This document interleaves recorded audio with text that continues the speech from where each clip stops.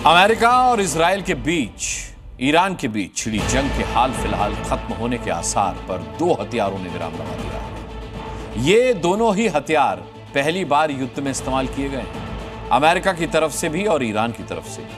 सबसे अहम बात यह है कि ये दोनों ही मिसाइल सबसे घातक मानी जाती है। अमेरिका ने पहली बार निकाला वो हथियार जिससे ईरान दहल उठा।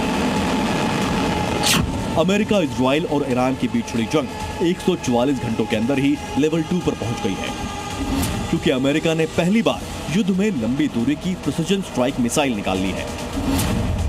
तो दूसरी तरफ ईरान ने नए खलीफा की अगुवाई में उसका ब्रह्मास्त्र कही जाने वाली खुर्रम शहर मिसाइल की चौथी सीरीज को ट्रंप नेतन्याहू के खिलाफ जंग के मैदान में छोड़ दिया है।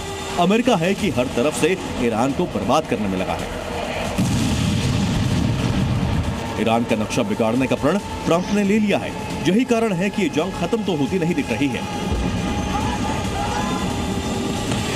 बल्कि रोजाना हथियारों की खेप में से नए नए हथियार दुश्मन को सबक सिखाने के लिए बाहर निकल रहे हैं। अमेरिकी सेंट्रल कमांड की तरफ से ऑपरेशन एपिक फ्यूरी का एक वीडियो शेयर किया गया, जिसमें पहली बार युद्ध में नई पीढ़ी की लंबी दूरी तय करने वाली प्रिसिजन स्ट्राइक मिसाइल देखी जा सकती है।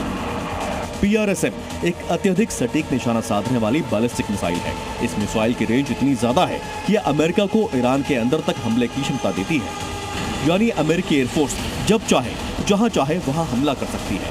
ये मिसाइल 500 किलोमीटर तक अपने दुश्मन को खत्म कर सकती है। लेकिन ईरान के नए खलीफा भी ट्रंप के इस वार पर चुप कहां बैठने वाले थे।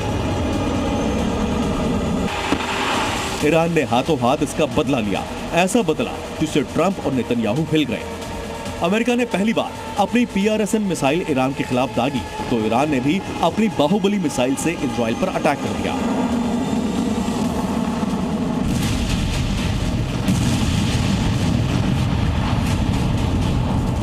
युद्ध और बर्बादी के बीच ईरान ने ऐलान कर दिया है कि एक एक हमले का जवाब उसी तीव्रता से दिया जाएगा।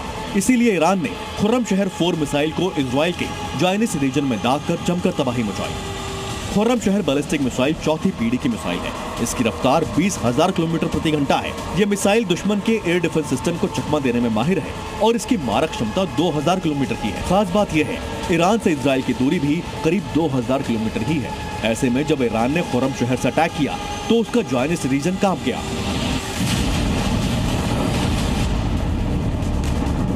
हमले दोनों तरफ से बराबर जारी हैं। इसके बावजूद पेंटागन ने एक बड़ा दावा किया है और कहा है कि अमेरिका ने ईरान के एयर स्पेस पर कब्जा कर लिया है।